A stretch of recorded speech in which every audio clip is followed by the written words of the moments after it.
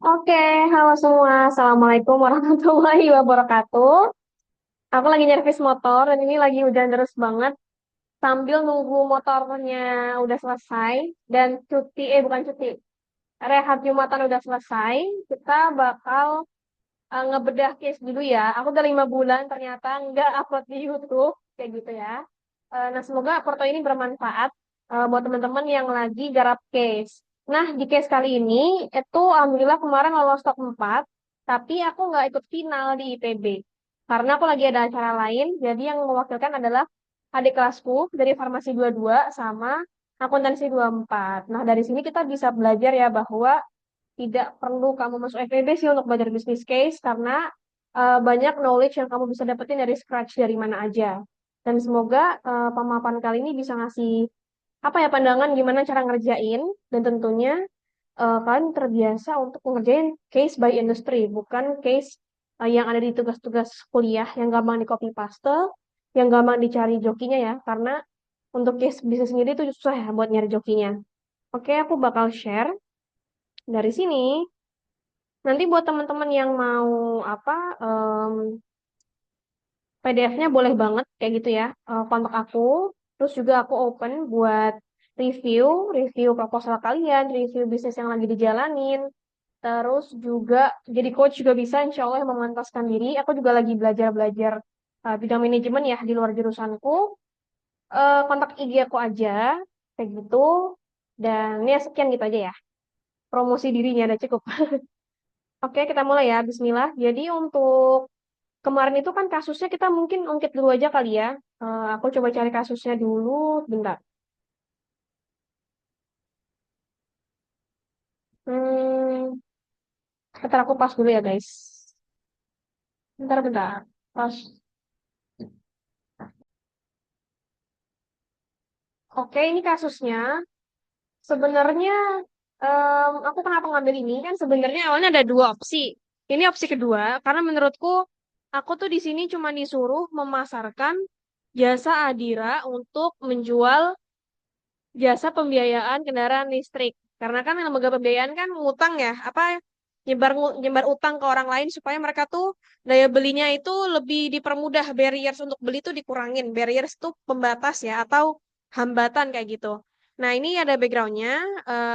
Mungkin aku nggak akan baca banyak, tapi ini adalah background di mana sebenarnya di Indonesia itu sedang berkembang EV ya, tapi memang secara ekosistem itu masih masih ongoing kayak gitu. Karena kan kita emang negara yang nggak green-green banget lah. Paling narasi greennya itu dari pohon-pohon, dari narasi kebijakan pilah sampah, tapi emang nggak serapi Eropa. Dan itu nggak bisa kita bandingin karena kurang apple to apple. Banyak hal-hal yang emang mempengaruhi kayak gitu ya, terkait ekosistem green ini. Nah, ini juga aku punya tugas yang ada 4 ini ya. Kita seakan-akan seperti konsultan kayak gitu. Nah, pertama kita itu disuruh mikir gimana cara pembiayaan kendaraan listrik ini lebih masif lagi. Dalam artian kan ini terkait dengan pemasaran. Nah, pemasaran itu nggak cuma pemasaran, tapi kita juga harus asesmen produknya. Kita harus asesmen pesan yang dipamerkan oleh Adira. Apakah sesuai nggak ya sama apa yang dibutuhkan konsumen? Nanti aku bakal jelasin. Terus juga pemaparannya tuh di media sosial seperti apa dan lain-lain. Kayak gitu ya. Terus juga kita harus melihat competitive advantage alias sebenarnya poin unik dia dibanding yang lain tuh ada apa. Kayak gitu. Karena kalau dia nggak punya keunikan, dia nggak punya strong why, sehingga eh, dia nggak punya strong why yang membedakan dia dengan yang lain, konsumen jadi bingung ya lah kalau misalnya mau ngutang pinjol aja. Jadi dia harus si Astra ini harus punya highlight tersendiri gitu ya. Apa sih yang mau dijual sebenarnya kayak gitu. Oke, ntar ya. Habis itu juga ide bisnis dapat membantu mengakselerasi pertumbuhan ekosistem. Nah, ketika kita membahas ekosistem ini tuh tidak simpel ya teman-teman. Kita bakal melibatkan si Astra ini dengan banyak mitra. Nanti aku bakal jelasin kerangka pentahelix. Ingat ketika teman-teman ngerjain kasus bisnis yang disuruh buat apa ekosistem alias lingkungan, itu kan otomatis ada kolaborasi dengan pihak lain ya. Teman-teman tuh ngebangun fight. Teman-teman tuh ngebangun lingkungan. Jadi ada suatu poin yang kita harus boost di sini ya di pentahelixnya kayak gitu. Terus juga ide bisnis dapat membantu edukasi masyarakat mengenai kelebihan kendaraan listrik dibandingkan kendaraan konvensional. Nah, ini juga terkait ya sama marketing, ini masuk ke campaign. Tapi campaign itu nggak sekedar teman-teman buat poster, tapi harus ada flow dari end to end. Nggak, bukan end to end, start to end kayak gitu ya. Oke, kita lanjut. Oke, jadi mungkin untuk bagian-bagian ini sebenarnya awal-awal ini itu hanya formalitas. Kenapa aku bilang kayak gitu? Karena sebenarnya Adira ini aku yakin dia sudah memahami informasinya. Informasi terkait kendaraan listrik itu sekarang seperti apa, perkembangannya seperti apa. Aku yakin bisnis development-nya pasti sudah tahu. Apalagi tim research-nya kayak gitu ya. Nah, ini juga, ini kan sekedar recalling kan, kalau teman-teman, nanti kan teman-teman kalau ngerasa ini cepet banget, bisa di-stop aja videonya. Nah, ini kita buat abstrak yang menggambarkan ya, atau menuliskan ikhtisar, atau ya, rangkuman dari papernya ini isinya apa, kayak gitu ya. Terus ini juga pendahuluan. Nah, pendahuluan ini teman-teman bisa ngasih data internasional terkait kondisi kendaraan listrik ini seperti apa sih viralnya dan kenapa kendaraan listrik itu ada. Itu kan ternyata karena ada masalah karbon ya, masalah lingkungan dan yang lain-lain kayak gitu. Nah, ini juga kita bisa ungkit dari POV internasional sampai nasional. Dan nanti kita kaitkan ya. Nah, ini ada formula sendiri. Nah, teman-teman makanya harus sering baca esai, harus sering nulis esai supaya bisa mencocokkan kok bisa ya yang ini sama yang ini tuh terkait kayak gitu. Jadi flow-nya kita cari data yang internasional dulu yang sekiranya valid, yang verified, bukan dari artikel-artikel dari kampus yang mungkin kurang oke kayak gitu ya. Terus juga kita put the sense of consumers. Jadi kita nggak cuma ngasih tahu, oke lingkungan lo rusak, tapi sebenarnya siapa sih yang terzolimi karena itu manusianya. Karena lagi-lagi kalau pemasaran, teman-teman nggak bisa cuman bilang, oke sawahnya rusak, oke lingkungannya banyak polusi, enggak. Tapi harus fokus ke konsumennya. Siapa yang terzolimi? Oke, anak muda nanti masa depannya nggak tahu lingkungannya sehancur apa, misalnya kayak gitu. Terus juga karena pemanasan global nih, misal orang-orang bakal lebih sering sakit dan lain-lain. Nah, terus nanti juga dikaitkan bahwa, oke, kita udah tahu masalah lingkungannya ini lagi rusak. Oke, solusinya adalah memang kendaraan listrik. Nah, kita harus menjabarkan sebenarnya kondisi kendaraan listrik itu di Indonesia seperti apa. Bukan presensi atau kehadiran kendaraannya, tapi demand-nya. Demand-nya seperti apa, kayak gitu. Terus kita juga harus cari tahu, oke, sudah ada masalahnya kita jelaskan di paragraf awal. Nah, kita ceritain supply-nya gitu kan. Sebenarnya berapa banyak sih produsen kendaraan listrik yang sudah ada di Indonesia dan tadi ya kaitin sama demand-nya gitu ya. Sebenarnya seberapa banyak sih, seberapa masif pembeliannya, seberapa masif orang dari konven pindah ke listrik dan lain-lain kayak gitu. Nah, terus ini juga ada tantangan-tantangan ya, dan kita bridging, kita akan menyelesaikan masalahnya kayak gitu. Nah, ini ada situation communication question, sebenarnya ini lebih ke ringkasan situasinya sebenarnya seperti apa. Kayak gitu ya. Terus masalahnya juga intinya pasar kendaraan listrik itu masih sedikit. Nah, itu kan salah satu barriersnya yang kita pahami adalah orang kurang duit ya. Karena memang untuk pindah ke kendaraan listrik itu kan kita harus tahu target pasar dulu nih. Otomatis kan segmentasi pasarnya kan menengah ke atas. Kayak gitu ya. Kita belum bisa menyasar semua. Mungkin menyasar ke menengah ke bawah bisa, tapi untuk sepeda listrik kayak gitu ya.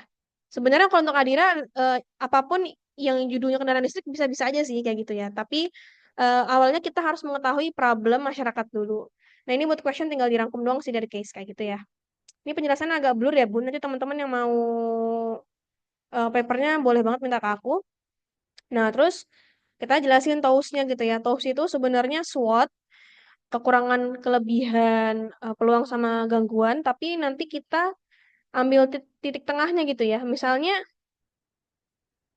kekuatannya itu ya kita udah jelasin kayak gini lah ya. Terus ketika digabung jadinya kayak gini lah. Oke, kekuatannya Adira ini misalnya kita jodohin ya. Brandnya kuat nih reputasinya. Terus peluangnya juga eh, ada peningkatan minat konsumen terhadap produk ramah lingkungan. Oke, ketika kita sudah tahu dua kondisi ini, kita gabungkan kan S kali O gitu kan. Ya udah kita buat solusinya, mempercepat kerjasama, terus ini kita OTW bridging nih ke solusinya. Nanti teman-teman lihat deh solusinya seperti apa ya. Kalau lebih kayak gitu ya guys, kalau ini bakal membantu banget teman-teman untuk toast karena secara nggak langsung ketika kalian sudah mengerti SWOT-nya si bisnis, kalian juga tahu kan kondisi pesaing seperti apa. Ketika kalian nge-state kayak, oke Adira nggak terlalu bagus brandingnya, otomatis ada pembanding lalu tahu nggak bagus dari mana, apakah ada lagi bagus daripada Adira. Nah, terus juga secara nggak langsung, kalian tuh bisa mapping strategi dari toast ini. Meskipun hanya kayak, ya itu kayak misalnya, oke, pakai call. Tapi kan itu masih gampang. Ya, gimana teknisnya kayak gitu ya. Nah, ini buat kompetitor, teman-teman silakan nih sebenarnya buat pesaing bisa bebas. Kalau aku minimal 2 ya, biar nggak puyeng gitu ya. Nah, ini ada penjelasannya. Aku lebih meng-highlight strength sama weaknesses-nya dari masing-masing kayak gitu. Begitu ya, guys. Dari Instagramnya, dari konten-kontennya seperti apa, penyajiannya kayak gitu.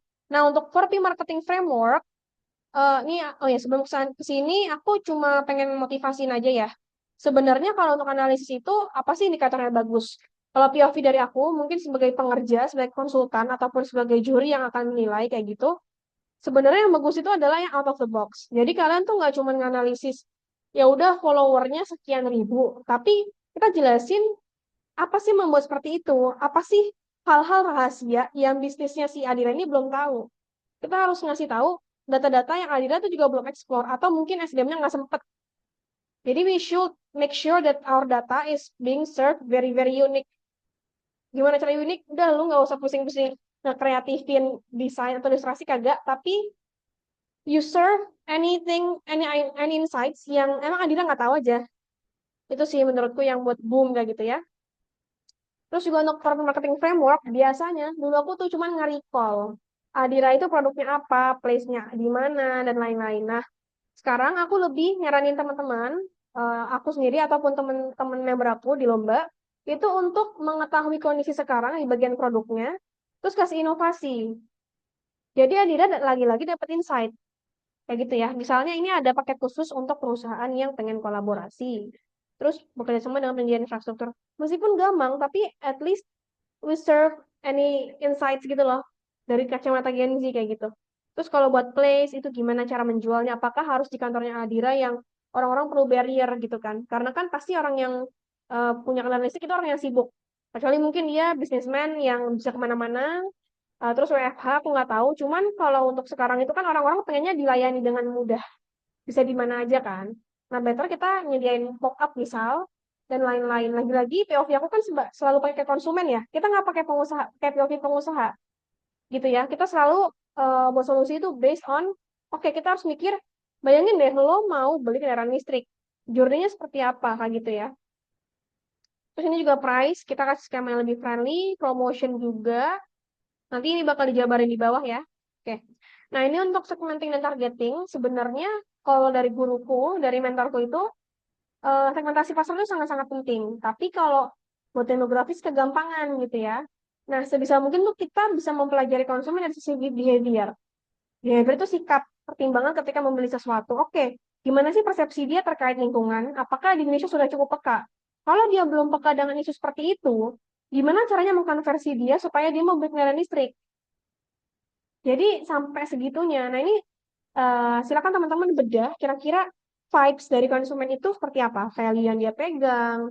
Kira-kira siapa ya yang akan membeli jasa Adira gitu kan? Dia tinggal di mana, terus sesetia apa sih sama produk kayak gitu ya, dan lain-lain.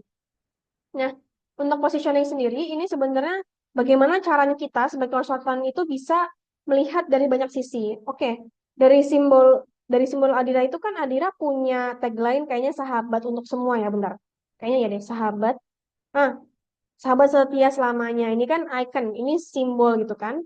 Nah, mereka ini dari sini udah menggambarkan bahwa ini mereka menjadi friend dari consumersnya, bukan bisnis to consumer yang formal. Karena sejatinya buat tim-tim marketing atau sales, itu tuh nggak cuman kalian fokus untuk menjual produk. Oke, lo bakal dapat profit sekian, tapi sebenarnya pendekatan yang dibutuhkan konsumen tuh lebih emosional. Jadi, apa yang dijual oleh jasa seperti ini, keuangan khususnya ya, kepercayaan, kemudahan akses, rating, dia lebih bagus daripada apa, misalnya ranking satu lembaga pembiayaan itu AIDA tahun 2024 misal, itu menjadi positioning tersendiri kayak gitu ya. Terus juga functional positioning. Nah, dari fitur-fiturnya gitu kan. Nah, keunggulannya itu apa? Kita jelasin ya. Ini bisa teman-teman akses ke ChatGPT. Cuman kalau mau effort lebih bagus, itu bisa riset sendiri kayak gitu ya. Nanti diparaphrase saja. Terus juga ada experiential positioning. Nah, ini dapat dari mana? Apa indikator nyaman? Nah, teman-teman bisa ngerasain sendiri. Misalnya, kamu pernah ke Gerai Adira, entah di career workshop, ataupun kalian pernah pamerannya sendiri, rasakan sendiri gitu ya. Karena kalau aku kemarin pas ikut career workshop di UGM, itu mereka ramah banget. Padahal aku kan belum pengen kerja gitu kan, karena emang banyak hambatan ya belum skripsi. Itu mereka udah nganggap aku tuh kayak temen, sumpah.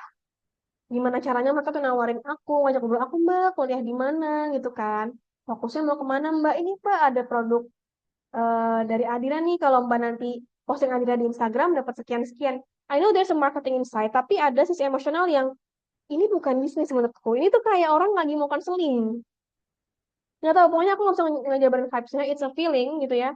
Tapi menurutku kan harus merasakan ketika membaca positioning ini ya, kalian nggak cuma bisa pakai teori, you should feel it. Gimana pembawaan SDM-nya, karyawan ke kita, bagaimana cara mereka ramah. Karena jasa ya, lagi-lagi ya. Meskipun produk dia emang keuangan, tapi kan lagi-lagi untuk menjual hal-hal yang bersifat pinjaman itu kan perlu trust. Itu tuh service banget kayak gitu ya. Oke, kita langsung masuk ke solusi. Nah, oke, aku mau ngebahas gimana cara aku ngejawab. Tadi kan ada 4 soal. Nah, ini aku langsung mengaitkan 2 soal sekaligus karena bisa dijawab dengan framework yang sama. Jadi pertama itu kan ada soal tentang ide bisnis yang dapat membantu pendorongan pembiayaan kendaraan listrik lebih cepat lagi. Sama competitive advantage. Kita gabung aja. Jadi sebenarnya competitive advantage itu dibangun kalau misalnya Adira sudah mengenal dirinya dibanding dengan pesaing lain. Dari brand key message-nya, pesan bisnisnya kayak gitu ya. Dari fitur-fiturnya, dari bagaimana cara dia mempromosikan, apakah dia sudah pakai testimoni, pembawanya dan lain-lain. Jadi sebenarnya kalau mau diprioritaskan, competitive advantage itu ditingkatkannya dengan cara mengenal diri. Nggak karena strategi pemasaran, tapi gimana cara pembawaannya. Itu ini agak pusing ya kayak gitu ya. Oke, aku bakal cerita gimana cara mengkombinasikan hal ini. Nah, jadi untuk pertama, teman-teman yang ngerjain marketing plan itu harus punya eh, tagline campaign. Jadi sebenarnya kalian itu Adira tuh hadir untuk menyelesaikan masalah apa? Ketika emang di masyarakat kita sudah tahu vibes-nya orang takut ngutang, takut kena ojol, takut kena rentenir, takut ditipu. Nah, kita bisa mengemas consumer yang scared ini, kita akumulasi ya problem-problem mereka, dan kita jadikan brand key message seakan-akan Adira akan menyembuhkan ketakutan mereka. Paham ya? Jadi akhirnya aku sama tim membuat campaign beli kendaraan listrik nggak usah panik. Because why? Karena ketika orang mau minjem, mereka tuh banyak hal yang panik. Nggak tahu ya, mungkin kalau orang udah santai, ya udah gitu kan. Cuman kondisinya kan yang mungkin menurutku beli kendaraan listrik itu adalah pertama itu adalah Gen Y atau Gen Z yang lagi ngerintis. Dan mereka kan silent generation ya katanya ya, majority.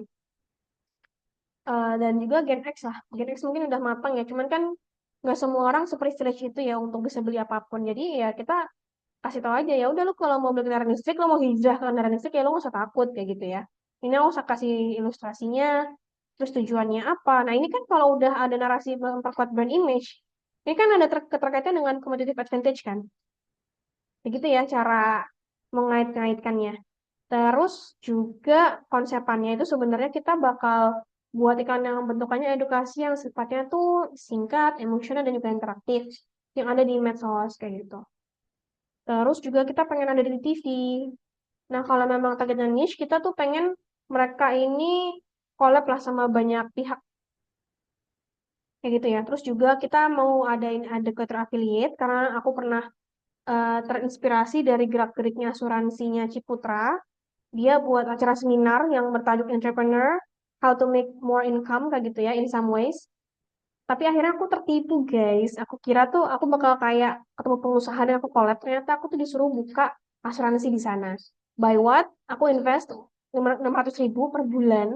Supaya nanti kalau aku nanti udah tua, udah OTW nikah, aku tuh ke tabungan. It's very scary for me.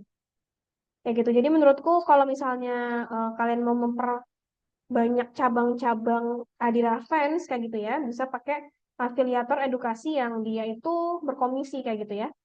Terus juga appeal ini adalah cara setelah mereka aware kan aware aware tuh baru ngeh aja ya. Kita guide lagi nih dengan cara penguatan em, engagement gitu ya, dengan cara distribusi pamflet fisik yang sifatnya itu ada promosi lah ya. Misalnya kita Adira ini kan banyak bisnisnya ya, mulai dari keuangan, dari pendidikan ada nggak ya? Pokoknya dari yang lain-lain gitu ya. Nah, itu nanti bisa dibundle. Jadi misalnya depannya itu brosur lowongan kerja di Adira, tapi belakangnya itu adalah voucher promosi kalau kamu mau pakai Adira Finance di bagian kendaraan listrik. Kemarin aku nyediain timku untuk udah buat aja voucher gitu ya. Aku print di sini nggak ya? Aku lupa nanti aku pamerin ya. Ntar. Aku mau pamer nih sekalian. Nih contohnya. Wait, I will share screen dulu. Share screen. Oke. Jadi tuh kemarin aku udah buat ini loh. Kayak gini guys. Kelihatan ya? Sumpah editan gue noob banget cuy.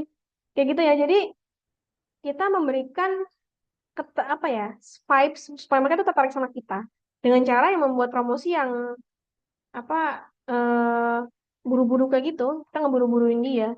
Vouchernya hanya sampai tahun baru. Karena kan tahun baru kan itu udah turun gajinya tuh ya kan. Vibes konsumen. Turun gajinya. Mungkin ada aku nggak tahu sebutannya apa ya. Tutup buku itu kayaknya momen-momen orang gajiannya banyak banget ya. Oh my God, aku nggak tahu karena aku belum kerja gitu ya. Cuman vibes-nya ya kenapa aku pakai deadline akhir tahun ya biar mereka nabung.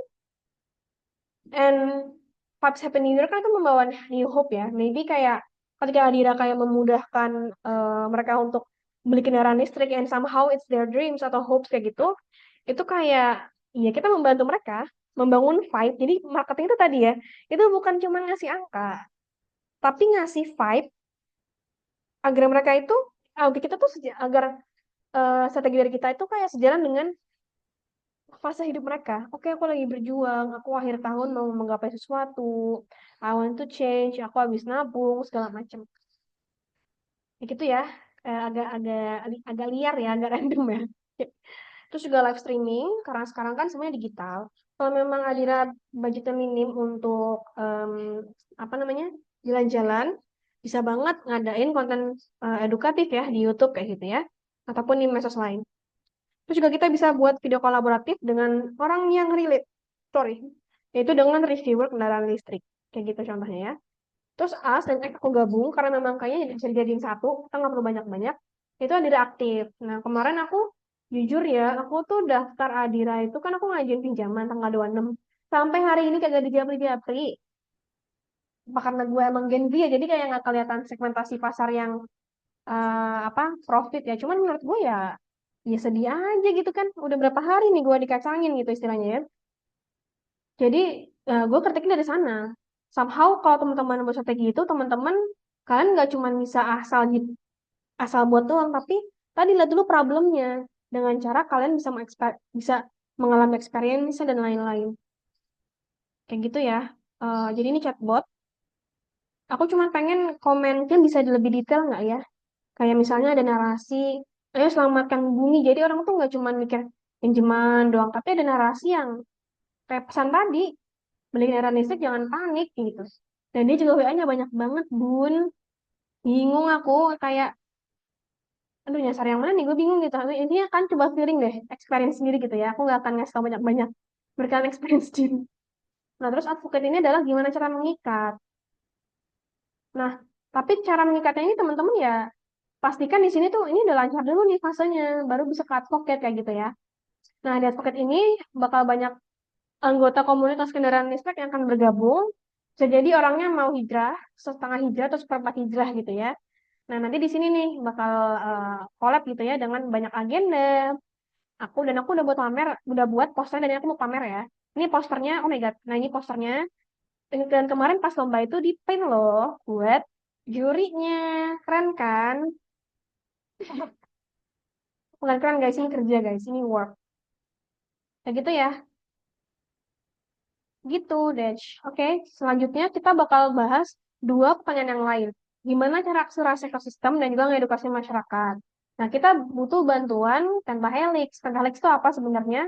Dia adalah 5 mitra yang super duper mega bintang gitu lah istilahnya ya. Jadi mitra yang nggak cuma call gitu lah ya. Nah, itu ada dari media, komunitas, akademisi, pebisnis, sampai pemerintah. Gimana caranya? Kita pakai billboard, ada BA, ada pengajuan event sponsorship gitu ya. Komunitas juga gimana caranya jadi dekat sama mereka, kasih mereka privilege kah atau yang lain kayak gitu ya. Akademisi gimana? Karena kan lagi-lagi yang membangun kritis. Dari kritis ini kan dari edukator ya, dari teman-teman yang pintar gitu ya. Jadi kita butuh teman-teman akademisi buat collab sama kita nih. Gimana ya cara kita bareng-bareng mengedukasi orang kayak gitu ya. Pebisnis juga gitu ya. Sekiranya mana nih yang mau jadi mitra kita? Produsen kah? Atau mungkin bisnis-bisnis yang dia itu aktif pakai kendaraan ya, kayak bisnis logistik, bisnis food and beverage, bisnis yang soal ngantar-ngantar tuh apa ya, banyak lah intinya ya. Pemerintah juga, kita pengen collab sama pemerintah supaya ada percepatan peningkatan kendaraan listrik ya, kayak gitu. Nah ini buat realisasi solusinya, teman-teman bisa cek aja, kita akan lihat ya. Oke, jadi di sini ada banyak aspek. Yang pertama adalah timeline tuh kayak di proker aja sih. Lu buat proker A gitu kan. Kapan buat proposalnya, kapan realisasinya gitu ya. Pakai quarter-quarter guys.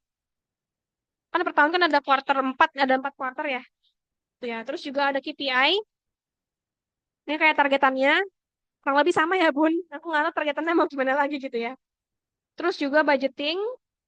Ini tuh kayak tadi ya, kayak laporan di proposal organisasi aja gitu ya. Kita plotting kira-kira pengeluarannya berapa ya. Dan kita jelasin itu ada di mana keperluannya kayak gitu ya. Dan risiko mitigasi, sekiranya nanti solusi kalian itu nanti nggak kepake, nggak efektif, kita kasih plan B-nya yang low cost tapi juga efeknya gede banget. Nah, ini aku juga sebagai newbie keuangan ya.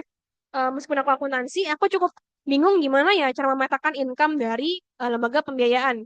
Nah, ternyata kalau aku cari itu, eh, intinya kalau lembaga pembiayaan itu kan profitnya paling gede kan dari bunga pinjaman ya. Jadi ini aku tulis aja dari kuartal pertama, ini startnya dari 2025 ya, sampai 2026. Dan ada asumsi kalau konsumennya akan meningkat karena asumsinya gencaran dari pemerintah itu juga makin meningkat ya buat teman-teman pakai kendaraan listrik. Ya gitu ya, ini basic aja. Terus aku juga kasih outflows-nya sekian-sekian, dan kasih proyeksi keuangan. Buat profitnya kira-kira berapa M untuk 2 tahun. Karena kan ya istilahnya kalau makin banyak yang ngutang kan makin cuan kan, gitu ya. Terus juga ada payback period kapan sih modalnya bakal balik dan juga ROI. Nah ini eh, insya Allah positif ya, insya Allah menguntungkan kayak gitu. Gitu sih guys, tapi namanya asumsi ya. Jadi kita bisa menekankan ke juri bahwa ini kan kalau misalnya iklim konsumennya kan positif ya, orang-orang pada mau hijrah barang-barang dan lain-lain. Kayak gitu guys. Oke, sekian dari aku. Kayaknya udah deh. Bentar ya. Oke, kayaknya udah ya. Jangan lupa ya referensinya. Sama lihat panduan penilaian dari panitia. Kira-kira mereka tuh nekanin di mana sih? Tuh. Nah, sebenarnya lebih jos gandos lagi kalau teman-teman tuh dia bisa ngadain riset mandiri. Tapi karena aku kemarin keterbatasan waktu, aku nggak bisa riset mandiri ke teman-teman yang jadi calon pembeli kendaraan listrik, yaitu adalah generasinya sama milenial. Karena aku nggak punya teman banyak tuh untuk Gen X sama Gen Y kayak gitu.